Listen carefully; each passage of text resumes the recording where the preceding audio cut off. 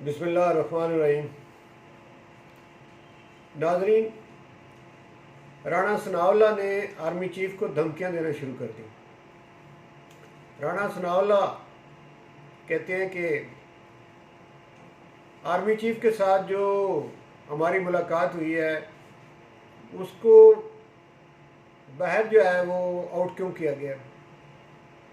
वो कहते हैं कि इससे पहले भी मुलाकातें तो आर्मी चीफ के साथ माजी में होती रही हैं, लेकिन बहुत सारी मुलाकातें जो हैं वो जब भी आर्मी चीफ से होती थी वो बाहर नहीं आती थी, पब्लिक नहीं होती थी। लेकिन ये वाली जो मुलाकात है इसको पब्लिक क्यों किया गया, आवाम को क्यों बताया गया।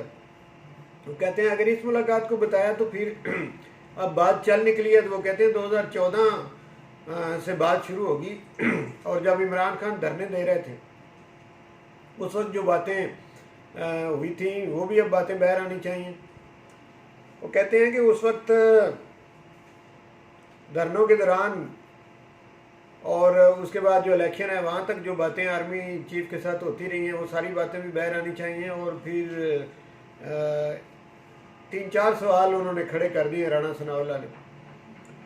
वो कहते हैं कि नून लीग की टिकट ना लें और पीटीआई की टिकट लें, ये किसने कहा था। एक सवाल ये है, उस दौरान ये किसने कहा था कि नून लीग की टिकटें आप ना लें और पीटीआई की टिकटें लें। राणा सनाउल्लाह ने आर्मी पर एक सवाल ये कर दिया, इसका भी जवाब वो कहते हैं दें। दूसरा सवाल उन्होंने ये कर दिया कि उस दौरान जनूबी पंजाब में जो महाज है वो किसने बनाया था और किसने लोगों को बनी गाला में ला के उनके गले में वो कहते हैं पीटीआई के पट्टे डाले थे। ये दूसरा सवाल उन्होंने खड़ा कर दिया। और एफएटीएफ का जो बिल पास हुआ है वो कहते हैं इस लेजिस्लेशन में किसने पीछे से फोर्स किया, किसके कहने पे ये लेजिस्लेशन हुई है। ये भी आर्मी पे सवाल राणा सनाउल्लाह ने कर दिया। और चौथा सवाल राणा सनाउल्लाह ने आर्मी पे यह कर दिया कि पीटीआई की टिकटें किसने डिलीवर की थी।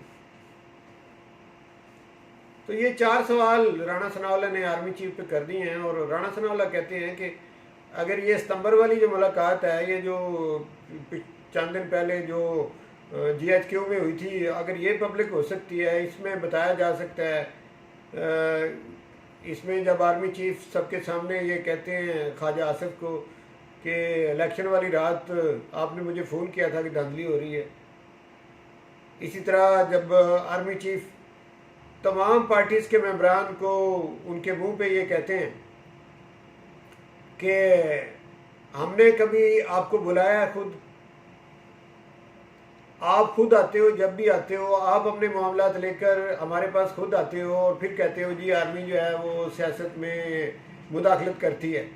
हमने खुद कभी भी सियासत में मुदाखलत नहीं की, आप हर वक्त हमें खुद बुलाते हो, हमारी मुदाखलत आप खुद करवाते हो। ये सारी बातें तो खुली हुई हैं, मैंने पहले 1-2 वीडियो में बयान भी कर दी हैं, इस पर मैंने कॉलम भी लिखे हैं, वो भी छप चुके हैं। और अब जो राणा सनाउल्लाह साहब ने ये कह दिया है और इतनी ये जुर्रत की है, नाजरीन ये जुर्रत पहले तो इन सियासतदानों में ये नहीं थी।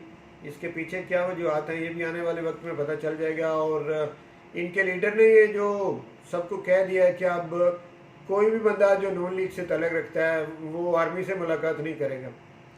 अब यहाँ पे ये भी सवाल पैदा होता है कि जब इन लोगों ने मिसाक जमहूरियत किया था बेनज़ीर और नवाज शरीफ ने, तो उसमें जितने पॉइंट इन्होंने लिखे तो उनमें एक पॉइंट ये भी था कि दोनों पार्टी से कोई भी बंदा जो है वो आर्मी चीफ से नहीं मुलाकात करेगा। लेकिन उसी वक्त दोनों ने इसकी खिलाफ वर्जी की। बेनज़ीर ने भी दुबई में आर्मी चीफ से मुलाकात की और नून लीग ने 12 मुलाकातें की और ये सारी खुफिया मुलाकातें थी। नाजरीन, अगर ये राणा साहब ये कहते हैं कि जी 2014 से शुरू होना है, तो फिर अगर सच्चाई को सामने लाना है तो फिर तो ये जुनेजो की हुकूमत से शुरू होना चाहिए कि जुनेजो की हुकूमत को जब नवाज शरीफ ने उसे तोड़ा था, किसके कहने पे तोड़ा था, किसके कहने पे मुखालफत की थी। फिर नवाज शरीफ ने बेनज़ीर की हुकूमत अभी थी तो ये कह दिया था कि अगली हुकूमत मेरी है, वो कैसे कह दिया था। और फिर जब 2/3 अक्सरियत से नवाज शरीफ वज़ीर आज़म बना था तो वो किसकी सपोर्ट से बना था, फिर वो चीज़ें भी बतानी चाहिए अगर ये सारी खुफिया मुलाकातें बतानी हैं।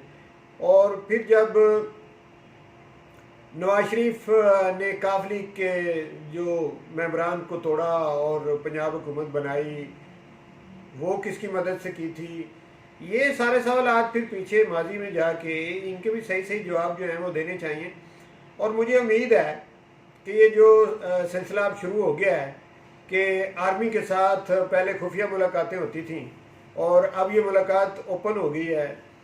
और ये जो एजेंडा तो इस मुलाकात का ये था कि ये कश्मीर के अमूर और गिलगित बल्तिस्तान, इस पर आर्मी चीफ ने इन तमाम पार्टीज़ को बुलाया था, लेकिन इन्होंने एजेंडे से हट के अपनी अपनी शिकायतें जब लगाना शुरू की तो फिर आर्मी चीफ ने ये खुली बातें इनके मुंह पे दे मारी थी कि हमारा इसमें कोई कसूर नहीं है, आप लोग खुद हमें बुलाते हो, खुद मुलवस करते हो और फिर बाहर जाके ये कहते हो जी आर्मी जो है वो सियासत में मुलवस होती है।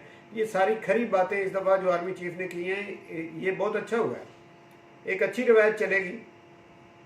मुझे लगता है सच्चाई का दौर जो है वो शुरू हो चुका है और ये इमरान खान की सोच है कि हर चीज़ जो है वो जो बिल्कुल सच्चाई उसकी है वो सामने आनी चाहिए अवाम के सामने।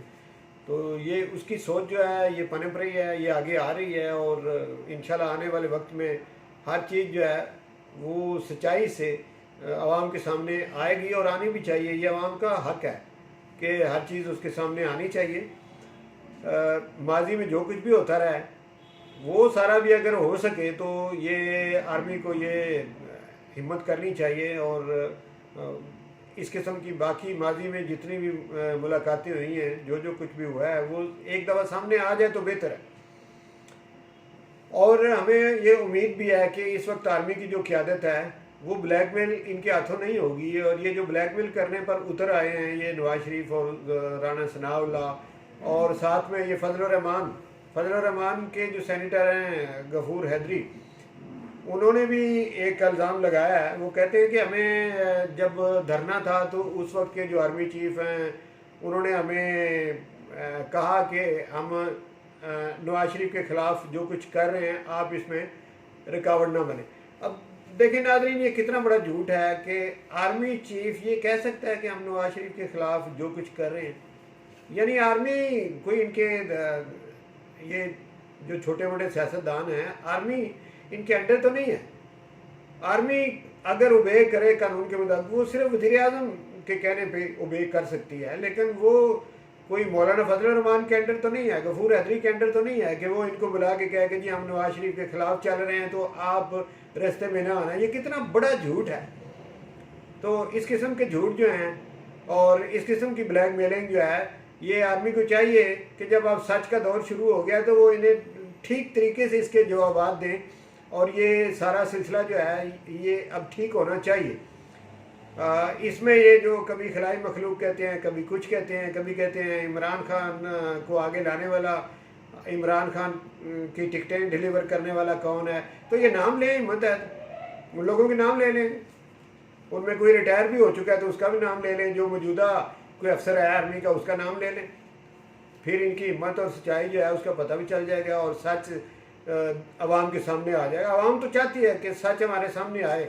ये क्या ड्रामा किया हुआ है, कोई खिलाई मखलूक कहता है, कोई कुछ कहता है, कोई ऊपर वाला घर कहता है, कोई बड़ा घर कहता है, कोई फैसले कहीं और होते हैं, कोई ये कहता है।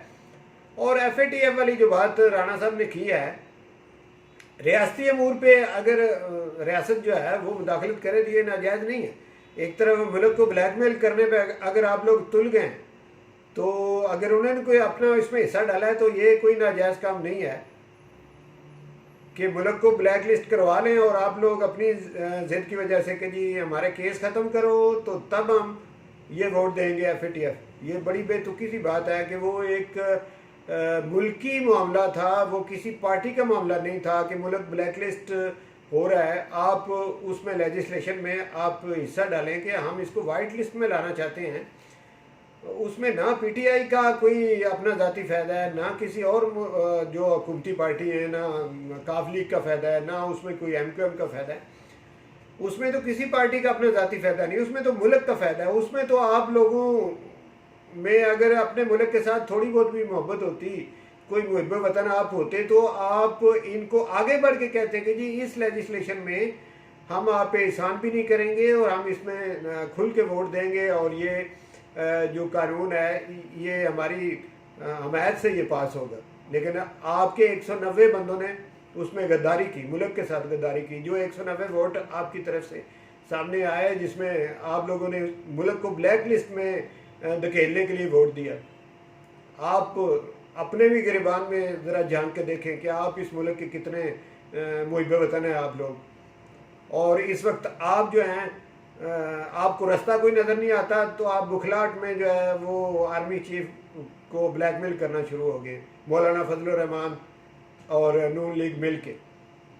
मैं समझता हूँ पीपल्स पार्टी जिस तरह से भी है वो आप दोनों से बेहतर है। थैंक यू नाजरीन, आपने वीडियो सुनी, बहुत शुक्रिया।